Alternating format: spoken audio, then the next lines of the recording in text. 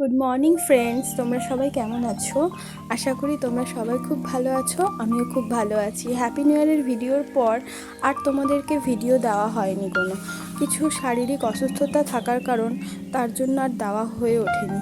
তো অনেক দিন পর আজ আবার সেই ভিডিওটা দিলাম। কালকে স্যাটারডে ক্লাস করানোর কিছু ভিডিও, কিছু মুহূর্ত বয়সের সাথে সাথে জানো তো অনেকটা অভিজ্ঞতাও বাড়ে সমস্ত কিছুর ক্ষেত্রেই, যেমন সাংসারিক, পারিবারিক সমস্ত কিছুতেই অনেক কিছুর অভিজ্ঞতা হয়।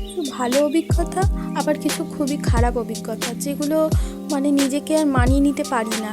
যেই মানুষগুলোকে এত কাছের ভাবি, যেই মানুষগুলোকে এতটা ভালোবাসি, যাদের জন্য এতটা করি, তারা এরকমভাবে বলতে পারে আমার পিছনে বা এরকম করতে পারে আমার সাথে, এগুলো ভাবলে না বড্ড অবাক লাগে জানো তো। কিন্তু হ্যাঁ, আমি আমার বাবার শেখানো আদর্শতে বড় হয়েছি। আমার বাবা সবসময় শিখিয়েছে জানো তো, যে তুমি সবসময় স্ট্রং থাকো। তোমাকে কে কী বললো সেগুলো না ভেবে তুমি তোমার সঠিক পথে এগিয়ে চলো। তোমার যেটা করণীয় কাজ তুমি সেদিকে মন দাও।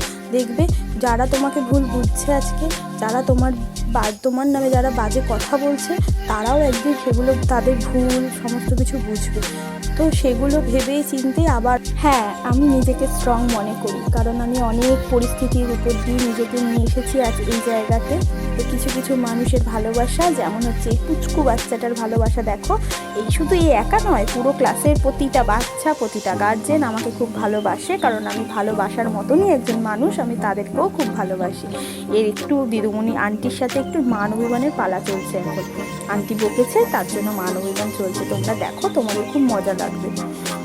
আর সরি বাবু, আমি চাইনি তোমাকে এতটা বকতে বা এতটা করতে। একটুখানি তোমার সাথে আন্টিও দুষ্টুমি করছিল। Thank you watching my video. And ভালো লাগলে লাইক, কমেন্ট, সাবস্ক্রাইব। টাটা।